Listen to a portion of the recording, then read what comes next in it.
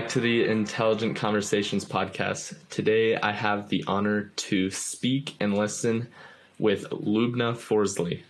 Lubna is a successful coach, consultant, and speaker. She's worked with various well-known brands like Coca-Cola and has shared the stage with famous entrepreneurs like Steve Wozniak. Lubna is someone who helps bring the best and greatest out of people. So Lubna, thank you for taking the time to come on today. I'm excited. When you reached out to me, I was just thrilled to have someone with your knowledge come onto my show. So I like to start out though with this simple question, and it's kind of the beginning.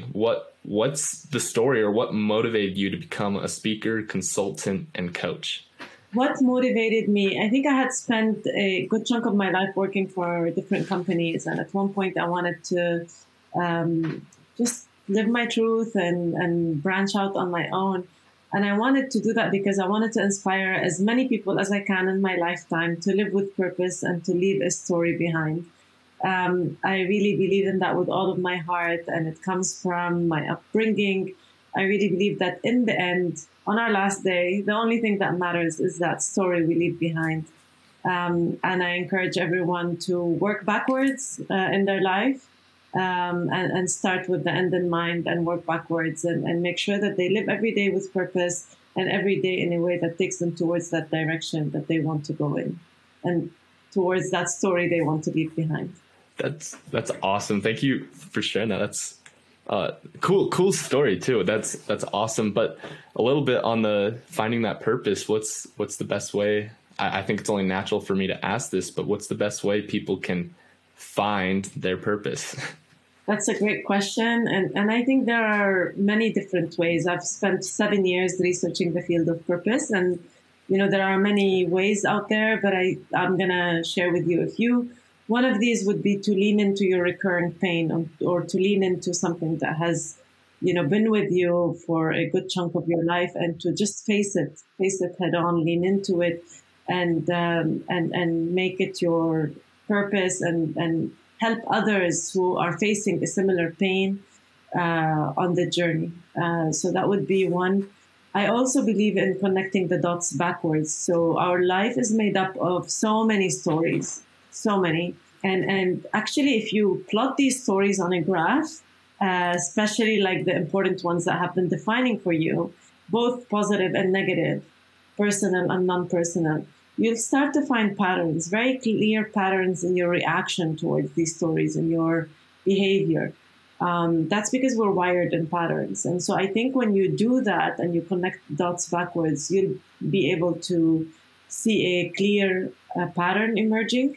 And I think that's a really good indication of our purpose. There are many other ways. Like, one way would be to put everything aside, all your limitations, all your fears, and everything aside, and imagine, if I had $1 billion, or if I had no limitations in my life, what would I be doing? And to lean in towards that joy, to lean in towards what energizes you, what you love doing, and combine that with what the world needs. So these are different methodologies. I tend to do a combo when I work with people one-on-one. I also look at people's shadow. So for example, we are all operating with a specific persona because we were raised to operate in a certain way. We were taught certain things by our parents. But I think as we do that in our life, we bury other things in our shadow. And I think it's really important to reintegrate these because these have in them elements of our truth. And I think to be 100% whole and to project a whole image of yourself, I think it's really important to project your persona, but also your shadow. So the combination of your persona and shadow. I don't know if that makes sense, but I think, we all come into this world with a purpose. There's no such thing as finding purpose. We all have a purpose. As long as you're breathing and as long as your heart is beating, we all have purpose. When we say finding purpose, it's actually stepping back and looking inwards and trying to articulate that rather than find it. I couldn't agree more. I think that's an interesting thing. I've never heard that we were all born into this, like, with a purpose, right? As long as we're alive, we have a purpose. And I've talked with various people, and one of the common themes that comes up is it's okay to make mistakes type of thing, right? Like, I think especially my generation, they get so like worried about the mistakes that we make, right? Like we want to, like, it's in us to be perfect, right? We want to strive towards this idea of, hey, we're going to be better than we were yesterday type of thing. But at the end of the day, we're going to make mistakes along that path, and it's okay. That's if anything, that struggle, that pain that you mentioned, is a great way to learn, to grow, and to excel beyond where you want to be.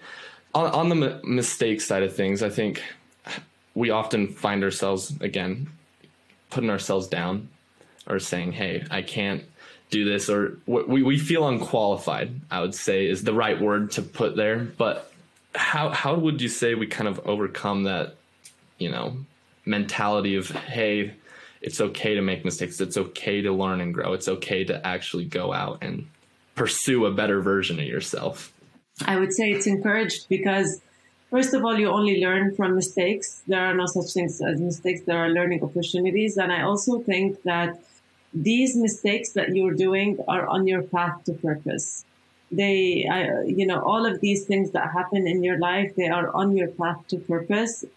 If you just step back and analyze the repeating pattern and face that repeating pattern and do something about it, that's when you actually grow and grow in life. And I think that's really, really important. So making mistakes is okay. And we all obviously beat ourselves up for making mistakes, and not only ourselves, but also the people that we raise. Like in my case, I'm a mom and I have kids, and I'm always trying to protect them and not let them make mistakes. And every once in a while, I have to step back and think, you know what, like I've had that opportunity. I've been given that opportunity in my life to make mistakes, and I need to do the same for my kids rather than protect them, because the mistakes that they're making is what's going to grow them and what's going to teach them. I think the most important thing beyond making mistakes that I would highlight, and I say that also in my coaching practice, is that the idea that you are not broken, that there is nothing to fix. I think so many people have this notion that they're broken and that they need to be fixed and they need to go to somebody to fix them. That there is no such thing. Nobody is broken. We are all human beings with a reason for being. A purpose, basically, by definition, is a reason for being.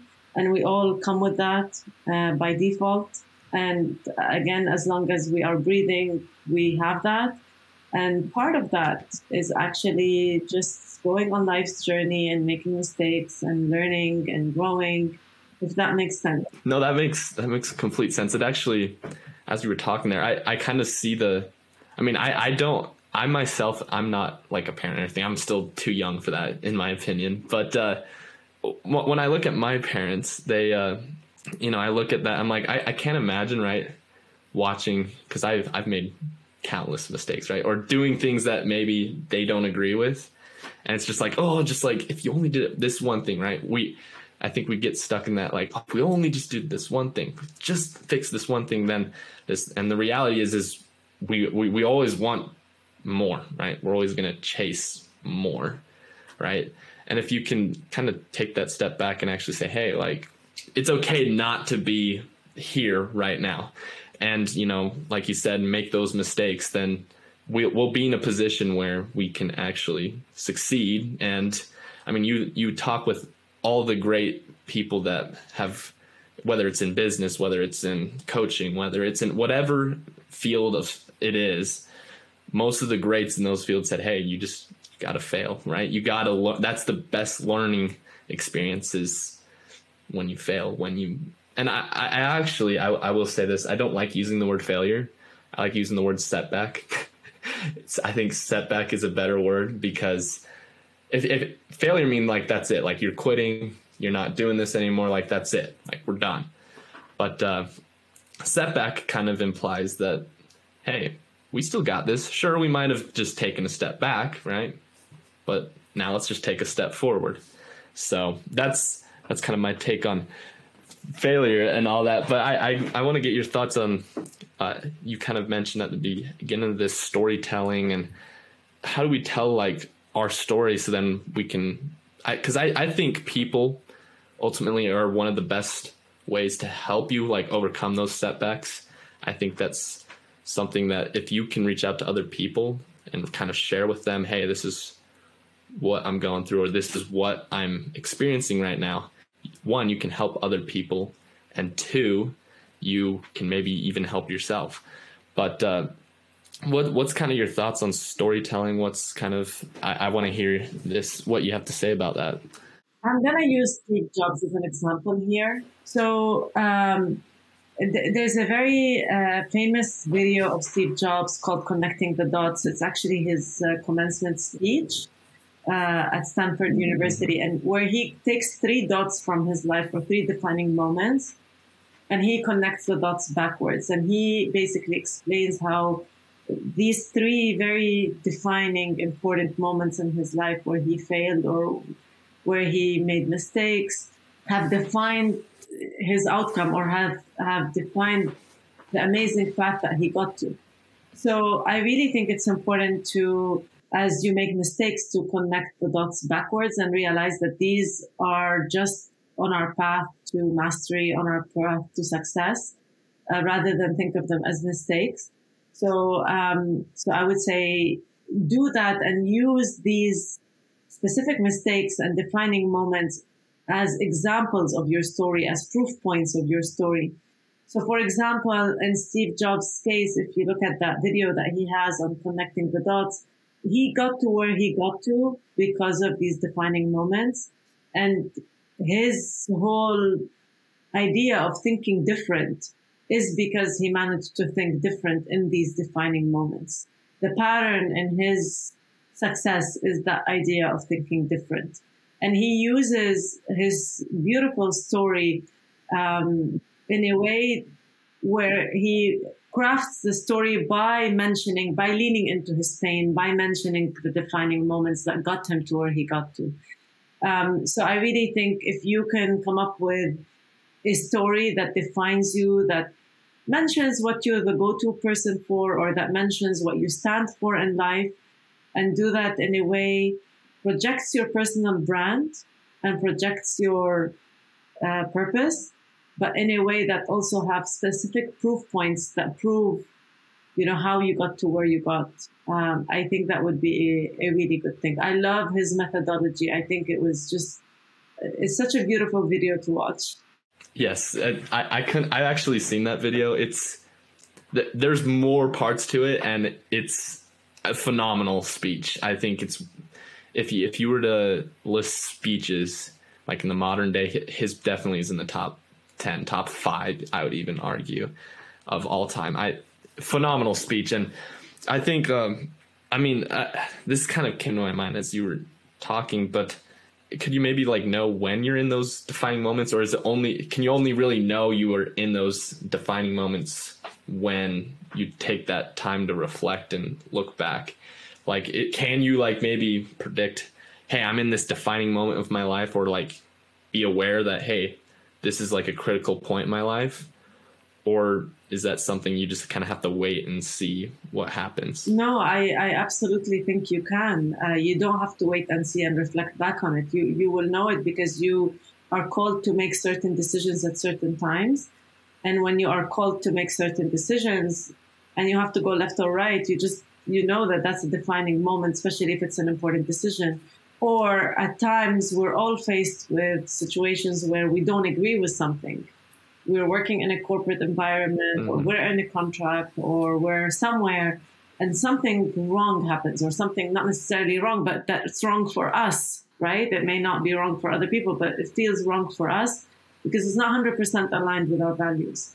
And so in situations like these, many people say, no, I'm going to stand with my values and I'm going to, put my foot down and go in a certain direction, even if that means I'm going to go alone and I'm going to have to let go of certain people in my life, or I'm going to have to let go of money, or I'm going to have to let go of something great and pursue my values. And so this is an example of a defining moment, right? You know it in the moment because you're called to make a decision You're called to make a choice that is either aligned with your value or not aligned with your value. And you just either do it or not do it.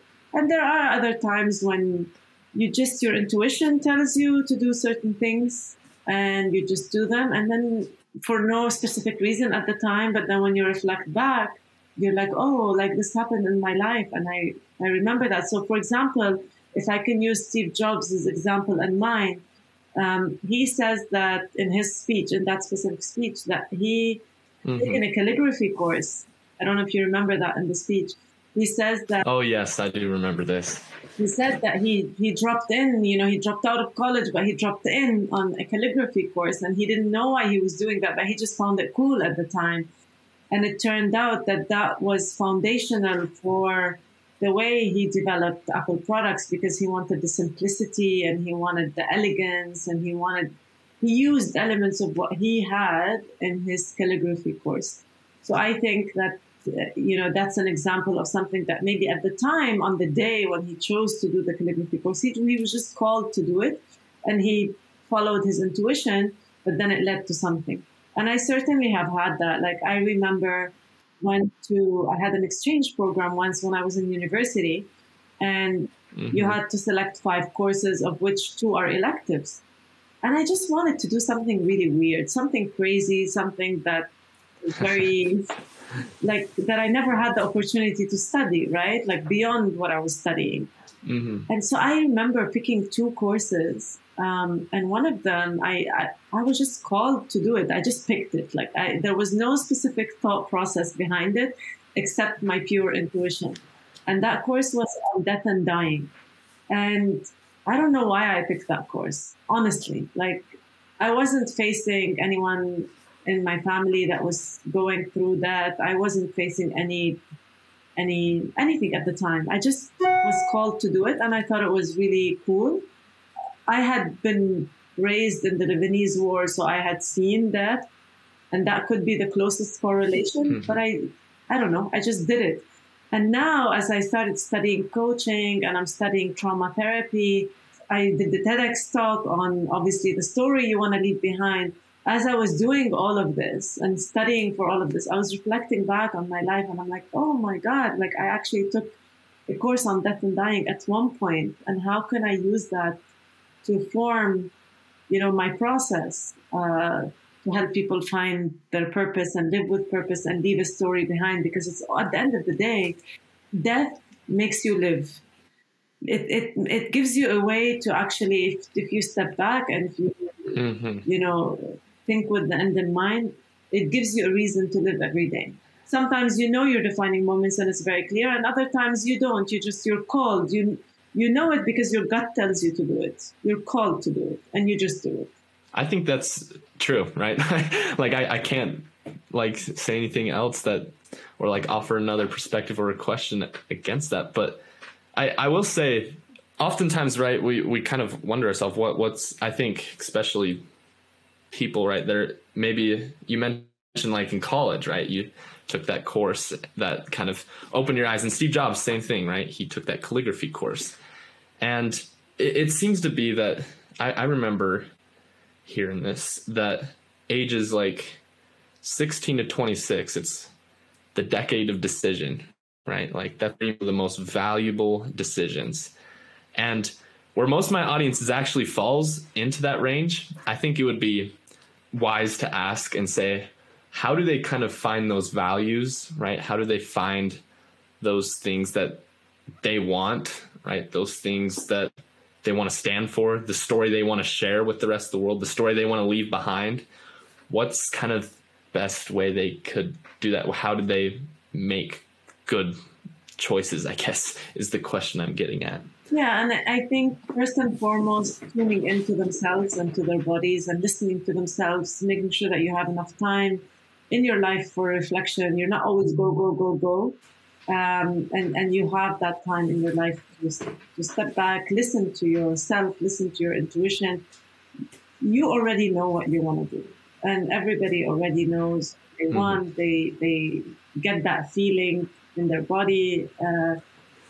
And sometimes we don't pursue what we want because we're afraid of something. So the question is not whether people know what they want or what values they have, because these are built in, because they had been, especially on the values side, they had been raised with these values all of their life and they formed them.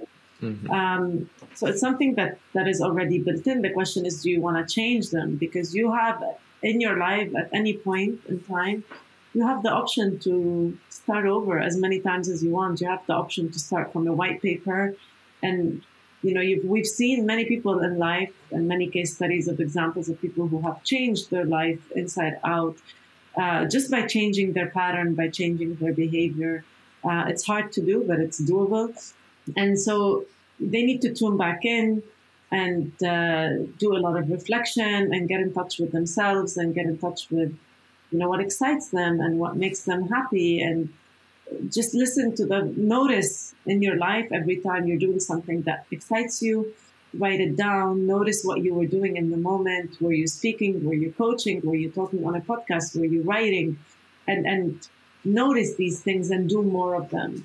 And notice also what doesn't excite you, what hurts you, what you stand against. Notice also what you volunteer for. What is one thing you are more than happy to do, free of charge? What is one cause you're more than happy to stand for and give your time to without any question, free of charge? That's a good indication of purpose. I especially like the last part, right? Find something to volunteer in, right? Or even just give your time freely, because I find some of the most rewarding experiences I've had, right, in my life have been when I don't ask for payment, or I don't ask for anything in return, right? It's just, hey, let's just do this, or hey, I'm going to serve you and I don't expect anything in return. And occasionally, maybe sometimes they'll give me something. I'm like, oh, thanks. That's awesome. But it kind of takes away from the reward, the satisfaction almost of this feels good, right? I'm doing something that helps someone else better their life. And that kind of helps you. I remember it kind of takes the focus off of you and puts it on helping others and serving others. And not only does that help their life and the community around them, but it also helps you, right? And it kind of helps society as a whole, right, improve and raise the standard of living in some cases, I would say. And this is something I think, though, a lot of kids especially just struggle with is, finding that, right? They feel lost, I guess, is the word I think we need to put out there. They don't really like you said, right? They're trying to find their purpose. They already have their purpose in most cases. What you said at the beginning, they have their purpose. They know what they want, but they're just lost, right? They just don't know where to go. They kind of going all over the place. Is that normal, or is that something, or is that more of fear that's kind of taken over? What's kind of that feeling of just being lost? What's that all about? Well, I think you can only be found if you've been lost. So I don't think it's bad to be lost. I think it's good to be lost because you can only find yourself when you lose yourself. And I don't think that that's bad. I think it's okay. I think what's really important is not to stay lost all of your life, I would say, if possible, for the sake of your sanity, for the sake of your peace, because I have certainly been lost, and I know that it's not a great feeling. And this doesn't happen only with teenagers, by the way, and school students. It happens at very critical points in people's lives. I see it in adults also, and I see it at people who are going through a midlife crisis, usually around between the ages of 35 and 50. Everyone goes through a midlife crisis, and that's when they become lost. I also see it with mothers who just give birth, because when you give birth, you're bringing in a new life and you take on a new element of a new identity. So that whole notion of being lost is not linked to only students. You will be lost at many times in your life, and that's very normal. But I do think that, if you can kind of be lost in purpose, I would say. There we go. If you can be lost with a purpose, lost with an objective, and not do that throughout your life, all of your life, so that you can have an element of joy and happiness, I think that would be great. So kind of almost like finding a goal or a mission to kind of pursue type of thing? Am I So I think one of the things that you mentioned earlier is probably the most important thing in purpose. You mentioned that when you did volunteer work, you were helping other people and also helping yourself, right? The whole point of having the purpose is basically beyond you. It's not just about you, it's about you, but it's also beyond you. So your why is beyond you because you exist to basically also serve other people. And that's how you find fulfillment. There's a lot of people who are looking for fulfillment and they do a lot of things and they try to find fulfillment in so many different directions that don't give them fulfillment, whether it's buying that new fancy car. And not that I'm against that. I'm all for buying cars. And I'm just saying people are looking for all of these external things that they think will give them fulfillment, like whether it's the makeup or the car or the fancy things. And that's not how you get fulfillment, or at least I haven't found it in many people. I think fulfillment comes from being yourself, doing work that you love, serving other people beyond you, sharing your story so that your story can impact so many lives beyond you. I think that's great for fulfillment. So in serving others, we serve ourselves because part of purpose is actually giving away your gift that you have. I like that. That one of the things I talked with someone about this, and one of the reasons, so I do this podcast, right? And I have another business, and people always ask me dude, how you just get up and just do it, right? And I'm like, well, one, I like it. I like doing it. And I'm like, that helps a ton, believe it or not. There's some people, right? They see like what you said, the external factors, like, oh, you get a lot of money if you're successful. And they're like, I want that. And I'm like, there's nothing wrong with that. There's nothing wrong with wanting more money. I think that helps you pursue, right? Improve your life, right? It's a good thing to have. But if that's your only motivation, then you're often, like you said, you're going to find a lack of fulfillment. It's just, you get there and it's like, you expect this great thing, but then it's the only person you've served is yourself.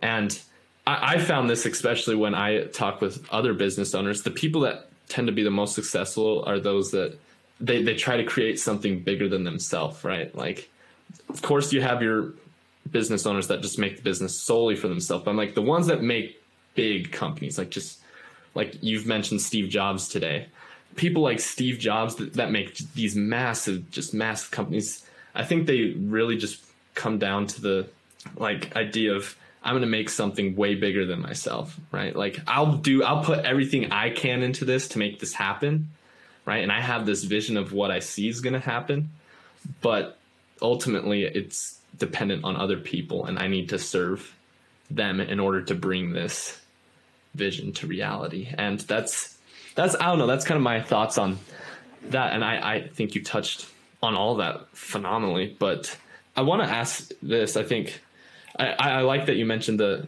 other people, right, get lost. I think that is completely normal, and that, especially right in those early years as like a student, and when you're experiencing that, I think that's one of the first times when you really start feeling like it's your first time, right? You're not experienced to it. Whereas as you get older, you're more experienced to that feeling. So then you can be better and I guess work through it like you usually do. Be found, I guess, is the word I'm looking for. But I've talked with a lot of kids and they struggle, they just feel so disappointed, I guess, about how they're living their life, right? Like they see these ultra successful people on social media and stuff like that, right? And it kind of, they know, right? Oh, it's not healthy and that it's playing in my mind, but I think they find they can't help themselves type thing. They're like, well, if this kid's doing it, why can't I type of thing? And I kind of want to get your thoughts on that. What's kind of, what's your take on social media? What's is it damaging some people, right? And how they're pursuing things, kind of discouraging them, or can actually serve as a motivator to be better? Yeah, I have a love-hate relationship with social media.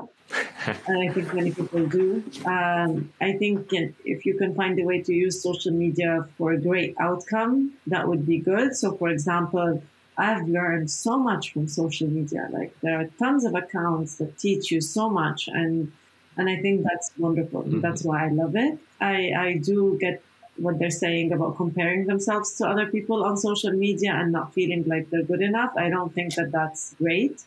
I also think that social media can be quite harmful, and I say that as a mom of a teenager.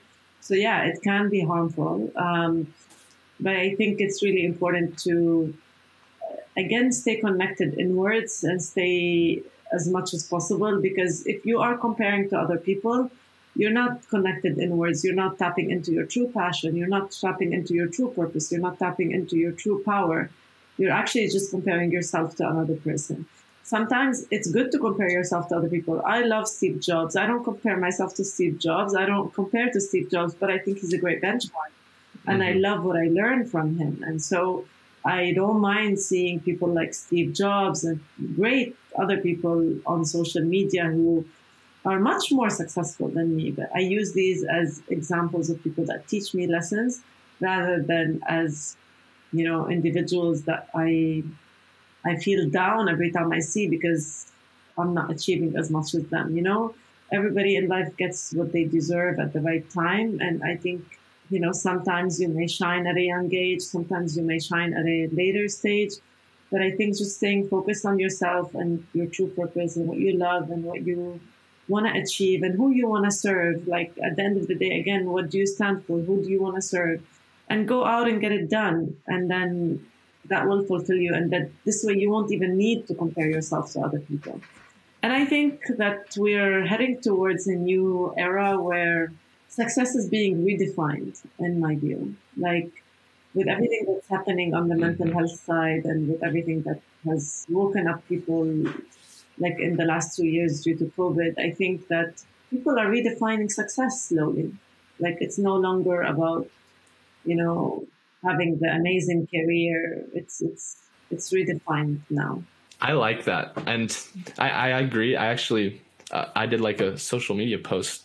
I asked people, I'm like, how do you define success, right? Like I think everyone defines success differently. And I've actually talked about this with one of my best friends, and we kind of joke. He's like, well, my version of success is if I get a helicopter. I'm like, all right, right. And my version of success is if I build a company. And then I talk to maybe when I talk to my mom, and she's like, well, my success is just having a happy family. And it's like, see, everyone has a different measurement of what their success is, right? Even though we kind of focus mainly on career and those type of successes, I think you can have success elsewhere, right? You can have fitness success, you can have career success, you can have family success, you can have all this. There's various types of success out there. Yeah, absolutely. And you mentioned fitness success. If you can have fitness success, you can even make that a career. You can have success as a mom, you can make that a career. You can make anything into a career, right? So yeah, as you say, everybody defines it in a different way. So I think I want to ask this, and I know maybe this won't help other people, but I want to hear what you have to say on this. But how would you define success? What's your version of success? And this is the intelligent question of the day. I'm going to drop this. But what's your version of success? So my version of success, I would split that into two, personal and non-personal. On the personal side, I would say I want to see my family happy and healthy, and I want to see my kids successful in this world. I want to see my family together and happy. And my version of success on the professional side, I would say if I can inspire as many people as I can to, again, live with purpose in my lifetime, to live with purpose and to leave a story worth sharing, that would be a great version of success for me. The higher the number, the better. I know, right? That's awesome. Yeah. Thank you. Thank you for sharing that. So I want to ask this, and then we'll kind of wrap up here, but you kept saying live success. How would you say you help others live success? I mean, sorry about that. Not live success, live their purpose. I don't know. I got the words So I help them identify their purpose, find it, or identify it, articulate it, and create a story around it, and use that story to either grow their career or to basically transition into a new career. So I have a lot of clients that want to grow in their career, and so I help them do that. And I have a lot of other clients who are just really tired of their career. They want to transition. They want to start something new that is more aligned with who they truly are, or they want to become entrepreneurs. Then I do that. I also work with the majority of my clients are corporate clients. So I help the corporate CEO of the corporate define their purpose and share that with their employees so that he can hire or she can hire employees that are aligned with the purpose of the company. So that's how I normally do that. I do that through coaching. I do that through consulting. I do that through workshops. I'm a trainer as well. So that's what I do more or less. That's awesome. Thank you for sharing that. And if like people want to reach out to you, then what's the best way they can get a hold of you? What's the best way they can find you, get training from you if they want to reach out? So the best way would be on my website, which is my name, and you can drop that in the comments on the podcast. So it's lubnaforzley.com. And otherwise, they can connect with me on LinkedIn or Instagram. I haven't been active on these recently, but I plan to become active again. So, but they can, I certainly reply, so they can connect with me on my social channels. All right. Awesome. Thank you, Lubna, for coming on. I've had a pleasure. It was great to hear what you had to say today. Thank you for taking the time to come and share what you had today. Thank you. I love your enthusiasm, and I love the fact that you've started a podcast and that you want to do something that's bigger than you. It's so wonderful to see. It's really great. Thank you. Everyone, as you can tell, that is Lubna Forzley. As you can tell, she's a very intelligent person, has great things to say. I challenge you guys to go reach out to her, get training from her if that's something you guys would like. Stay tuned till next week. We have a great guest lined up for you guys as well. See you guys next week, and let's get after it. Hey everyone, if you liked this episode and would like to hear more, be sure to hit that subscribe or follow button. We release a new episode every Wednesday for you guys to listen to. Thank you guys so much for the support that you give. We could not have done this without you guys. If you would like to be a potential guest on the show, check out intelligentconvos.com and fill out the form there. Thank you guys again, and let's get after it.